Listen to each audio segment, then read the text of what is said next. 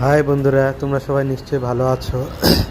আমি আজকে তোমাদের একটা ভিন্ন জাতের লাউ দেখাবো, যে লাউটা দেখে আমি প্রথমে আশ্চর্য হয়েছি। এই লাউয়ের মূল বিশেষত্ব হচ্ছে এই লাউ দুই ভাগে বিভক্ত, মাঝখানে চিকন এবং দুই সাইডে মোটা। আমি যতগুলো লাউ দেখলাম হয়ে গেছে, প্রতিটি লাউ একই ধরনের হয়েছে। এটা কোন জাতের লাউ আমিও বুঝতে পারতেছি না। যে কয়েকটা লাউ ধরছে, প্রতিটি লাউ মাঝখানে চিকন এবং দুই সাইডে মোটা। তো দেখতে অনেক সুন্দরই লাগে। সবাই ভালোভাবে দেখেনি।